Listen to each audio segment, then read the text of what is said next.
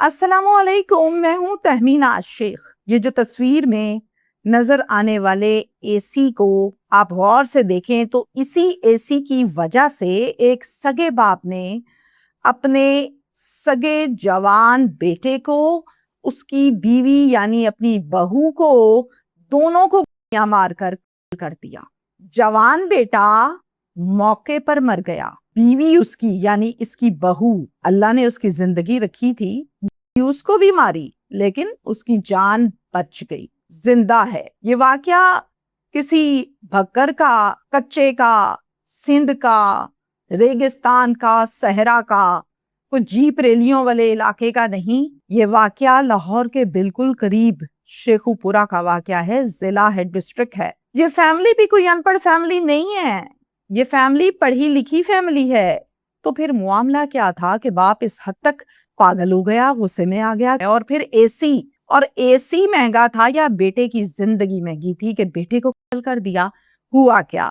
اس پر میں بڑی تفصیل کے ساتھ آج اسی ویلاگ میں آپ سے بات کروں گی۔ یہ افسوسناک واقعہ پیش آیا جناب فیروز والا میں ہے ایک کالونی جسے کہا جاتا ہے گل فشاں ٹاؤن، وہاں پر رہتی ہے فیملی۔ اب اس فیملی میں جو گھر کے سربراہ ہیں ان کا نام ہے کیسر خان جو ہیں وہ 55 سالہ آدمی ہے یعنی میچور ہیں۔ ان کا بیٹا ہے شہروز خان بالکل ینگ لڑکا ہے، 29 ایئرز اس کی ایج ہے، شادی شدہ ہے، بیوی کا نام ہے گلناز اور بیوی 23 سال کی ہے۔ 15 جولائی کی رات کو کیسر خان جو کہ والد ہیں وہ جب آتے ہیں باہر سے تو آ کر نظر ڈالتے ہیں بیٹے کے کمرے پر کہ شہروز کمرے میں آرام سے لیٹا ہوا ہے اور اے سی کی ٹھنڈی ٹھار ہوا شر چل رہی ہے۔ باپ جو ہے وہ اپنے بیٹے سے یہ کہتا ہے، یار اے سی بند کرو، تم کیوں خود غرضی کا اظہار کرتے ہو؟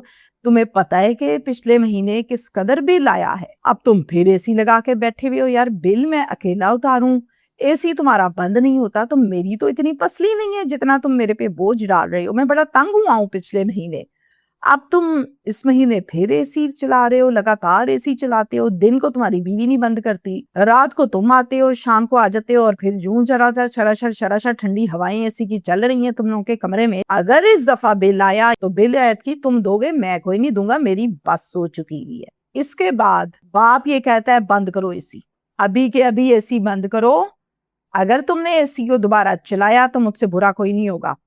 بات ختم ہو گئی، یہ کہہ کے وہ باہر نکل گیا۔ شہروز نے اس ٹائم تو اٹھ کر اے سی کو بند کر دیا، جیسے ہی باپ کمرے سے باہر نکلا پھر ٹھکاٹک اے سی کا بٹن ہوا آن اور پھر اے سی چلنے لگا، سب سو گئے۔ اسی طرح سے رات کے بجے 2 تو گرمی کا موسم ہے، باپ جو ہے وہ اٹھا فریج سے پانی پینے کے لیے، پھر دیکھتا ہے کہ اے سی جو ہے وہ پھر شر چل رہا ہے، آؤٹ ڈور جو ہے اے سی کا اس میں سے آواز آ رہی ہے باقاعدہ، جس سے کنفرم ہوا کہ اے سی شر چل رہا ہے۔ باپ کو شدید غصہ آیا لیکن وہ اپنے اس غصے کو پی کر اپنے کمرے میں جا کے سر پکڑ کے بیٹھ گیا اور پھر کچھ دیر کے بعد سو گیا۔ صبح ہوئی، باپ روٹین میں اپنے کام پہ چلا گیا اور پھر دوسری طرف بیٹا وہ بھی روٹین میں اپنے کام پہ چلا گیا۔ شام کو ہر بندہ اپنے کام سے آتا ہے، بیٹا پہلے آ جاتا ہے، باپ بعد میں آتا ہے۔ بیٹا آیا، کمرے میں ٹھک، اے سی آن، کمرہ یخ شر۔ باپ آیا 5 بجے ایز یوزل اس کی روٹین کے مطابق۔ جیسے ہی وہ گھر آیا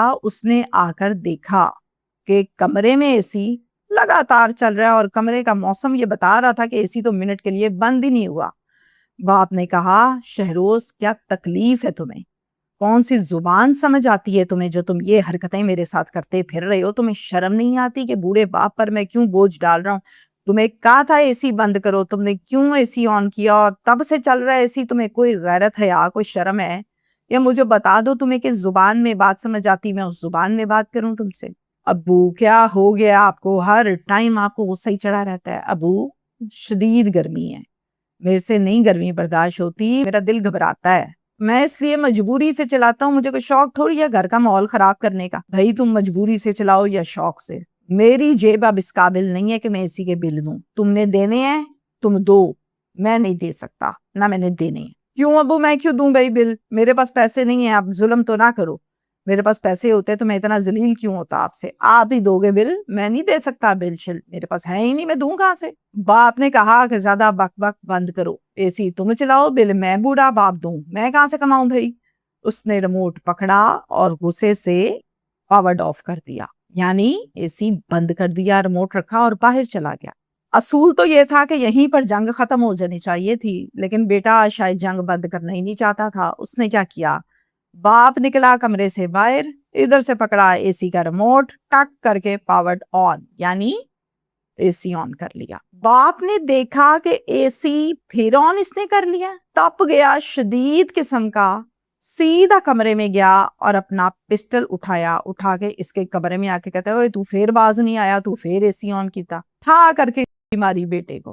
بیوی جو کمرے میں بیٹھی تھی اپنے شوہر کو بچانے کے لیے آگے آئی, رشتے میں اس کی لگی بہو. جیسے ہی بہو آگے آئی, اگلی بہو کو ماری جو کہ اس کی سیدھی بازو پر لگی, وہ بھی وہیں پہ گر گئی. چیخو پکار شروع ہو گیا اور اسی دوران چند سیکنڈز میں یہ وہاں سے فرار ہو گیا. اب جیسے ہی گلناز گری, لا لا لا لا پڑی, 15 پر کال کی گئی, محلہ سارا اکٹھا ہو گیا, اور پھر جیسے ہی نفری موقع پر پہنچی اور پھر نفری نے ان دونوں کو BHU فیروز والا شفٹ کیا. ڈاکٹرز دونوں کا تفصیلی معائنہ کرتے ہیں اور پھر یہ بتاتے ہیں کہ جناب بیوی جو ہے اس کو فرسٹ ایڈ کی ضرورت ہے, 2-4 گھنٹے لگ جائیں گے, پٹی شٹی ہوگی, بہتر ہو جائے گی. لیکن جو شہروز ہے وہ فوت ہو چکا, اس کی موت ہو چکی ہے. یہ بتانے کی دیر تھی کہ شہروز کو پوسٹ مارٹم کے لیے شفٹ کیا گیا اس ڈپارٹمنٹ میں, اور بیوی کی بینڈیج وغیرہ کرنے کے بعد اس کو ڈسچارج کر دیا گیا کہ یہ گھر اب جا سکتی ہے. اس کے بعد موقع کی ساری رپورٹ پولیس بنا چکی تھی. ایک FIR درج کی گئی تھانہ کوٹ عبد المالک میں, جو کہ 302 کی FIR تھی, یعنی ڈیفینیٹلی اس میں ملزم سگا باپ تھا. پولیس نے جھٹپٹ ریڈ کیا اور ریڈ کرنے کے بعد پولیس نے ملزم کو گرفتار کر لیا. اب ملزم پکڑا گیا, بیٹا اللہ کو پیارا ہو گیا, بہو کی پٹی ہو گئی, گھر کی چخ چخ بند ہو گئی, اور پھر محرومی ہوئی اس عورت کو جو ساری زندگی کے لیے بیوہ ہوئی. مجھے دکھ اس عورت کا ہے, مجھے دکھ اس باپ کا بھی ہے جو بیچارہ بڑھاپے میں کما کر بیٹے کی ٹھنڈک پوری کر رہا ہے, بل دے رہا ہے, لیکن پھر بھی آخرت اینڈ جو سکون کا ٹائم ہوتا ہے, بڑھاپا جس میں بیٹے کی چھاؤں چاہیے ہوتی ہے, گھر کا سکون چاہیے ہوتا ہے, ایک سایہ چاہیے ہوتا ہے, وہ اس کو ملا جیل کی صورت میں, وہ اس کو ملا ایک قاتل کی صورت میں, قاتل بن گیا. بات یہ ہے کہ مہنگائی کا دور, بل بے تحاشا آنا.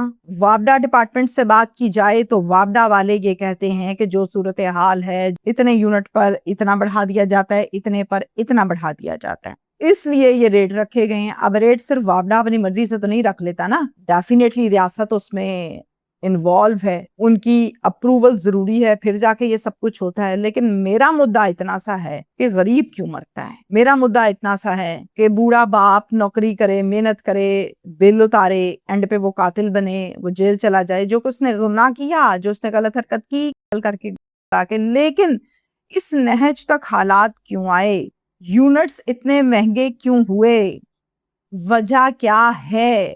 بجلی کے میٹر, تاریں, یونٹس, یہ قصے, وہ رول بڑے بڑے بجلی کے کہاں جاتے ہیں, تاروں کے کون بیچتا ہے رات کے اندھیرے میں, ٹرک بھر کے کدھر کو جاتے ہیں, وہ معاملات کیا ہیں, ان کو چیک اینڈ بیلنس کون کرے گا؟ حضور والا, اس کو چیک اینڈ بیلنس کیجئے.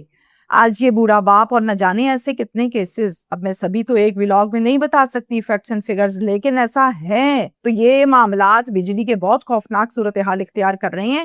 اگر ان کو چیک نہ کیا گیا تو شاید میں یا میرے جیسی اور اینکر صحافی حضرات ٹی وی پر بیٹھ کر یہ کہیں گے کہ جی وابڈا کی وجہ سے, بجلی کی وجہ سے آج اتنے بندے اتنے چلے گئے اس دنیا سے, ہو گئے, کر دیے مقتول, قاتل. یہ کہانیاں ہم سنائیں گے, یہ دشمنی کی کہانیاں نہیں ہیں, یہ مہنگائی کی کہانیاں ہیں. یہ صورتحال بڑی نازک ہو رہی ہے اور بہت ہی بگڑتی نظر آ رہی ہے. تو اس کو چیک اینڈ بیلنس کرنا ہے ریاست نے, اور ریاست ماں ہوتی ہے قوم کی, عوام کی. میں یہ نہیں کہہ رہی کہ ریاست فیل ہو گئی ہے, لیکن میں یہ بھی نہیں کہہ رہی کہ ریاست وابڈا کے معاملے میں آئیڈیلائز انداز میں کام کر رہی ہے. اس کو دیکھنا پڑے گا, اور نہیں دیکھیں گے تو کئی بوڑھے باپ دنیا سے جائیں گے, کئی بہویں بیوہ ہوں گی, کئی بیٹے قبروں میں جائیں گے جن کا ٹائم نہیں ہے ابھی جانے کا. برائے مہربانی نظر ثانی کیجیے. Thank you.